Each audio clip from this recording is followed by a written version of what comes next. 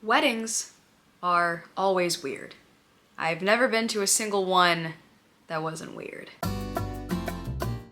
You get married in your backyard, that's kind of weird.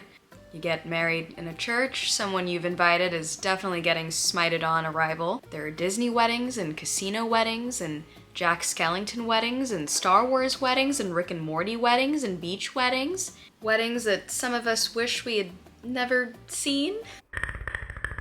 But something that all these weddings have in common is that it's a very emotionally charged environment for pretty much everyone. We've all seen our fair share of mother-in-laws showing up to their sons' weddings in white dresses, and brides cutting off lifelong friendships because their maid of honor won't take out a small loan to celebrate the bachelorette in Bora Bora. A groom finally emoting for the first time, not emoting, emoting for the first time. He finally realizes that he hates his wife, so he decides to fling the person that he supposedly loves into a cake. They say that the people closest to you hurt you the most. But what if the person that hurts you the most on the most important day of your life is a complete stranger who you paid to be there, who has documented the whole thing, and now thousands of strangers on the internet are discussing your wedding? The key look is a makeup artist who's been practicing makeup artistry for the last 5 years. She's caused quite the controversy, so let's see why. Come with me to get kicked out of a wedding I was booked to do hair and makeup for. Casual, normal. It is now 7:50 p.m. and Melissa, the photographer, told me she was going to the reception area to get some footage of how it looked finished. I finally see the bride and the groom, and I haven't finished the fiancé anthem on TikTok that we've been doing all day.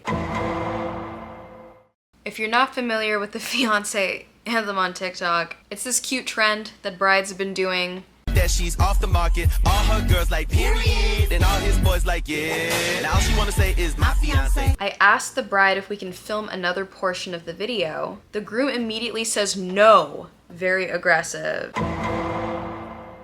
Then he goes on to tell me that we're not doing any more TikToks. You're getting on my nerves. I was so confused because I didn't do anything to that man all day. I barely said anything to him. The bride says, well, you're not getting on mine. He's just cranky. Don't mind him. At this point in her video, I was personally perplexed. But as the video continues and as the weeks have gone on, more and more information has come out that is a little bit frightful. So that was all the footage that I got to get from the wedding, but I'll continue to tell you guys the story. I hadn't realized that I've been ignoring my pain the entire day. The fact that I even know this next piece of information is strange. So for some context of why this woman felt this way, she had just found out the previous day that her boyfriend had been cheating on her. I've been having such a good time with these people, and I felt so much love that I couldn't even believe that this groom was talking to me that way, especially when I hadn't done anything to him.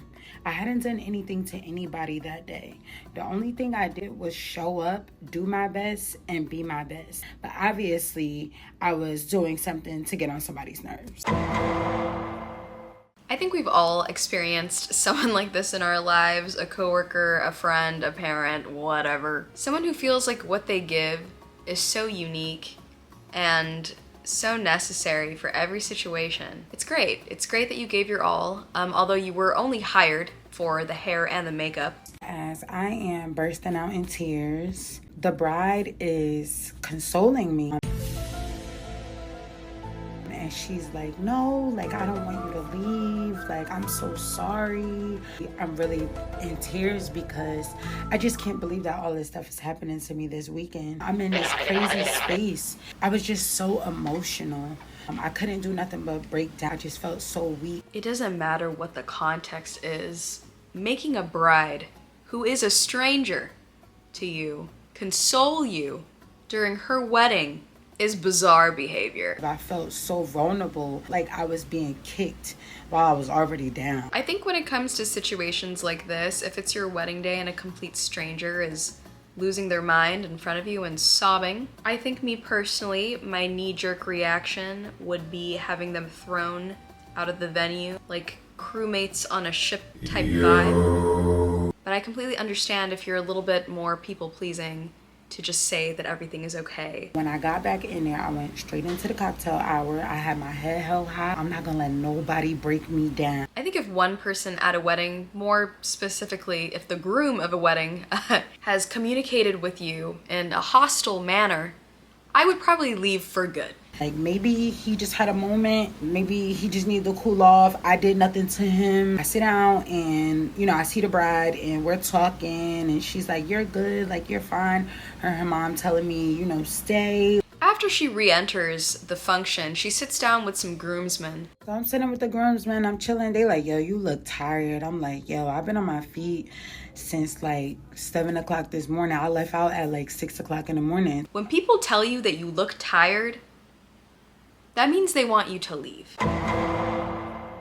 And throughout this entire video, she talks about how tired she is, how she's been on her feet for hours. She was only booked for a specific amount of time. You did not need to be on your feet for hours. One of the people working the actual wedding pulls her to the side. She goes, can I talk to you to the side? And I'm like, I'm sitting there and I'm like, I don't even feel like getting up. Here, I'm just ready to get the last couple shots of these videos and this content that I need for this wedding, and I'm ready to go. Content farming at a wedding that is not yours, or for someone that you even know, is so odd. This wedding was an unplugged wedding. Unplugged wedding, unplugged wedding, unplugged wedding, unplugged wedding, unplugged wedding. And if you look at most of the clips, people are not on their phones, except for the person filming them and standing in the middle of the aisle, might I add. So I told her, I was like, if you got something to say, you could just say it right here. Like, it's fine. Like, it's not even that deep at this point. So she goes, oh, like, the couple does not want you here anymore, so you're gonna have to leave.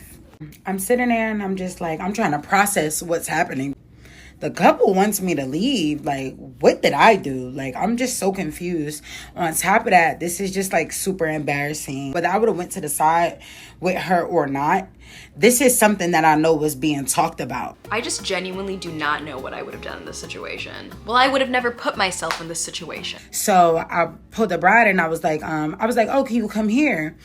And she was like, oh, you about to leave? I see you or whatever. So I was like, nah, like, come here. Come here. Come here. Come here. I would have lost my mind. The bride's like, oh, I see ya. I see ya. See you later. Nah. Come here. Come here. So I was like, you know what? Thank you for allowing me to be a part of your wedding day or whatever the case may be. I'm going to go ahead and go. Mind you, I see security literally watching me. So y'all were about to get a security guard to remove me from out the wedding as if I need to be forced out. I was at maybe think I was the only Black vendor. I don't know. I'm the only Black vendor that I saw. And I was treated that way. That was fucked up. The bride herself is Black, and I think that making this assumption is just really distasteful. I promise. It has nothing to do with that. The rest of this video was literally her crying in her car. I was kicked out of a wedding tonight. I've never in my life have been kicked out of a wedding for doing absolutely nothing. I've never been kicked out of anywhere. I think the fact that she filmed herself in this very vulnerable state kind of shows a premeditative decision to put this all out on the internet. As we know, she was taking content all day at an unplugged wedding. And I think that it is a little bit malicious to document yourself like that in order to spin some type of narrative about a wedding that you worked for views. Several other wedding vendors have come out of the woodworks and spoken about their experience with the key looks. This one particularly, her name is the Glam Burger, and I think that she experienced firsthand the inconsideration that seems to plague this woman. She came, she did a great job, and that first wedding we worked together, she was professional, so I was really happy to find an artist that could potentially assist me with future jobs, especially because her work was so nice. So I put her on probably like 4 or 5 more jobs after that, one of which, the wedding, she did on her own. It was another destination wedding, and I do want to reach out to that bride and ask her experience because she stayed the whole wedding, and she told me that she was invited by the bride. So I'm starting to think maybe she wasn't. But anyway, we got to Vermont, and we get to the venue to have like a dinner, and we both order a meal, and right before we're gonna leave, she orders like this really expensive meal, an additional meal to bring back to the room, and then tells the server to split the check. So she expected me to pay for half of her additional meal, and I said, no, it's okay, I'll have my own check. When I go out with my friends and we have to split a meal, if I've eaten even an ounce of food more than everyone else, this is what I look like when the waiter arrives. I'm shaking in terror that someone's gonna think that I did not pay equally for the portion that I ate. I legitimately cannot imagine just casually asking for another meal. Listen, man, I get it, okay? But time and place, making the people around her more comfortable is definitely a skill it seems that she kind of lacks. And this presents itself in so many avenues in this story. She has 2 cell phones. She put both of these cell phones on my pillow. On my pillow. So all night long, and I wish I was exaggerating. All night long, her boyfriend was calling her every 10 minutes. FaceTime, call, text, every 10 minutes. We go to leave and I walk out first. So she's behind me, and I already had the envelope with all the money from the job. And the bride goes, oh wait, I forgot the tips. And she handed Keziah the money, which she then put in her bag. So we get outside to our cars, and I say, oh, do you want to split the tip money up? And she goes, oh no, that's all for me. It was only a $20 bill. And I'm thinking, that is really weird, especially because I didn't get tipped. So why would the bride be giving you a $20 bill when you didn't even do her makeup? So I let it go. So I'm about to get in my car, and she goes, oh my God, I can't find my cell phone. And I'm like, okay, well, did you leave it in the venue? And she's like, maybe. So she goes back in, she's looking everywhere, she comes out, and she's like kind of accusing the bridal party of taking it. She's just like, I don't know, I think they have it. And I'm like, okay, well, I really don't think they have it because they are like super sweet people. So I looked in her car, I'm looking at her back seat, and then I'm like, well, maybe you put it in your kit, like before you packed up, and maybe it's in there. So I opened that zipper where she put that tip money, and it was a $100 bill. So now I caught you in a lie. I'm sorry, but the fact that $100, to not split a $100 tip with the person that drove you and slept in a bed with you, and the man who cheated on you is blowing up your phone on this woman's pillow. Is that not enough? You're gonna take her tips too? And also lie on top of that? One more wedding to get through, which is my cousin's wedding. She shows up at my cousin's wedding. According to my cousin, I don't remember this part because I was so distraught throughout the morning trying to get everything perfect for her. But, sorry, there's like a fly flying around here. So she wants to play her music, her hype music, which is like very loud rap music. And we have like older people in there and just people that wanted like my cousin's playlist to go on, and she like didn't allow that, is what my cousin told me. Something as small as letting someone play their own music at their wedding. And this is what content creation will do to some people. Main character syndrome has become quite the issue, as content and content creation jobs have evolved and changed and grown over time. People start a brand, a small business, and forget what it's like to be on the other side of things. The Keylux was very adamant in her video that this is not something that's ever happened before, that she is always extremely professional. There's never been a single other issue with a single other bride. But Liz, who is another wedding coordinator, swiftly cleared her. So the wedding that went viral that she posted was on 9/7. The wedding I worked with her on happened the day before, which was Friday. I was not going to say a word about this. I was going to debrief it with my bride. We were maybe going to send a note to the company expressing some of our concerns. I just wanted to have a discussion with her. But imagine my surprise when, before I'm even able to debrief it with my client, I see her 3-part series about her truly doing her worst the very next day. I do think that people need to be aware, especially because of the absolute gross, lack of remorse that I'm seeing. She worked on a wedding with this woman the day before the wedding that went viral. And it's safe to say that this woman ruined 2 weddings back to back. They arrived on time, but then they ran 2 hours overtime for a wedding. They're supposed to start at 9.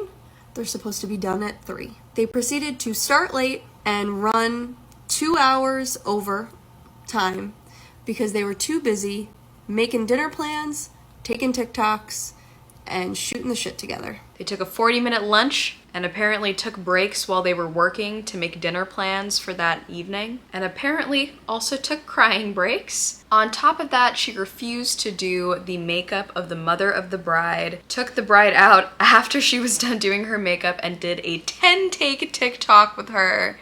Pulling the bride out of the bridal suite to make a 10-take TikTok that she didn't really want to make. Any attempt to discuss it with them during the day was met with the most hostility I have ever received from a wedding vendor. There were some massive breaches in professionalism, making the bridal suite uncomfortable because you took a 40-minute lunch when we were running behind and came back crying and cried through the rest of your services mid-beat. Hung out afterwards, which, classic, and got in the way of everyone, which also classic. And then attempting to hang around after to film your own content, proceed to get in the way of the photographer, the videographer, the hired content creator. All in the name of your content game. Now at this point, I'm sure you're shaking and crying and shaking your fist at the screen and asking, Cass, this is really bleak. Does it get better? Well, if her making an apology and deleting it is it getting better, it gets better. In this apology, she talks about how because she is a makeup artist, that means that she is also a content creator. This is very difficult for me to speak about because I have personal issues with this, and the personal issue is that this makes me very irritated. Going and doing people's makeup and documenting that process, sure, that's content. But posting about the rest of the wedding is not really necessary. I think that you can tell that being a content creator is something that's very important to her. Because if I was caught up in a situation like this, I would not be wasting my time justifying the fact that I was a content creator. I would be pleading with the world and trying my best to be normal. She talks quite a bit about her personality and says that a lot of her brides hire her because of her personality. And then she shows a plethora of photos of her interacting with these wedding parties. You can probably tell already that I don't take myself that serious. I enjoy making my brides laugh and having good times with my bridesmaids. I'm also never going to turn down an invite to a wedding. Might be on the dance floor too. Oh yeah, and I'm good for something like this. And this. And I'm definitely going to do this at your wedding. To play devil's advocate, there is certainly a type of person who probably would love a stranger coming in, directing TikToks, cutting a rug on the dance floor, standing next to you and all the people that you know and love dearly and intimately. With a leg popped. I'm sure that someone would love that energy, but I can very confidently say, probably not the norm. I take a lot of issue with the way that she speaks about why she entered the wedding industry. The reason that I started the Key Look was because I saw that there was something missing in the wedding industry. There's not a lot of Black-owned hair and makeup teams. You know, a lot of Black women can't get ready with their bridal parties on the day of because they can't find a team that can work with all skin tones and all hair types. And that was really important to me to fill that space because I'm like, I'm Black. Like, I'm Black. I have a lot of different kinds of friends. I have friends with all different hair types, different skin tones. And I want them to feel and look beautiful on my wedding day, too. So that's why I started the Key Look. I did this for, you know, women of color and Black women. And I want to move forward from this, and I want to continue to do what I do. I want to continue to bring content. I want to continue to service brides, because I'm passionate about weddings. And this is something that I have always thought about when watching certain content creators. And this is something that is a pet peeve of mine across all platforms with certain content creators. And that is weaponizing representation and diversity. You know, she talks about women of color, and Ooh. In the same vein as using other people's weddings to get B-roll and content to push your brand further, using your position as a Black woman to enter a space and market yourself that way could be good, could be great, but when you do a bad job and then you fall back on saying that this is your passion and you're here to help other people, that's when this goes a little bit sour. I think making a business tailored towards Black women specifically, doing all of the bridal party's hair and makeup the day of, that's something that can be very challenging. It is so beyond important to have women of color specifically occupy these spaces, because truly there are really some services that only certain types of people can do. For example, Indian weddings. Draping a sari, you're gonna have to know the square root of a hypotenuse to know how to do one of those. It's a hard process, and I can't call up Margaret from Google search to come drape a sari around me. It's not gonna work out. But I think specifically talking about this in her apology video comes off a little bit strange. It's great to be passionate about your mission statement and your small business, but it feels like you're using it as a shield. The apologies that she settled on, yes, apologies. There's two of them. They both lack emotion, substance, anything. I wanted to come on here to apologize to the couple that I worked with last Saturday. I also want to apologize to the entire wedding party, because y'all deserve an apology. I want to apologize to all of the guests that attended that wedding. Y'all deserve an apology. And I want to apologize to all of the wedding vendors that worked so hard to make sure that that couple had a beautiful wedding day. I'm a small business owner who operates with the utmost care and the utmost professionalism in this wedding industry. And before I started the Key Look, I saw that there was just a hole in the wedding industry for women of color, and it wasn't enough representation. As a small, self-funded minority business, we bank on social media. We use social media as a marketing tool so that we are able to reach potential brides or couples who would love to work with us on one of the biggest days of their life. So now that some time has passed, I am going to explain the story from my point of view of what took place that day. I totally understand that there are going to be others who have had different experiences of what that day looked like for them. It's already enough out there. I just want to put this to rest out of respect for the couple. I listened to all the feedback, and I want y'all to know that I hear y'all.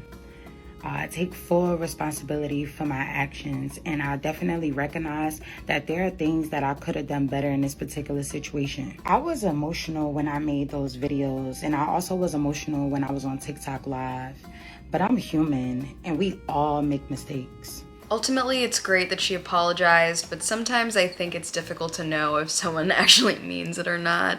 Especially after the bride publicly commenting on this and bridesmaids coming into her live talking about what they experienced and sharing their side of the story. It seems pretty appropriate for her to not continue sharing, since she did give us a 3-part series. When I hear the phrase, "I'm human, we make mistakes," that's kind of when I know that the accountability out the window. The fundamental issue I have with that phrase is we know that we're all human. I've made 3 mistakes just sitting here.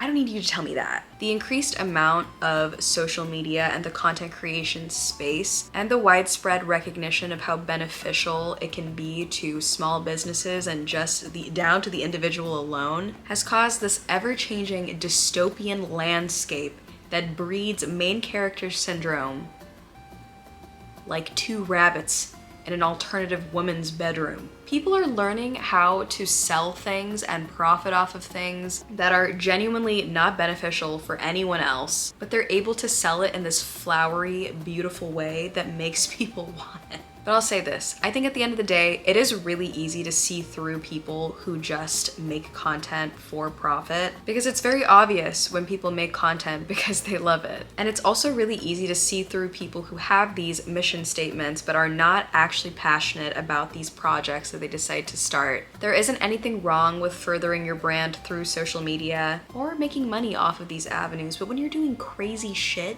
just to get the shot, sometimes, you know, your entire business gets flamed on social media, and now that's a stain on your shirt that you can scrub all you want, but it's not coming out. If you enjoyed this video, please consider subscribing so you can stick around. Liking would also help quite a bit.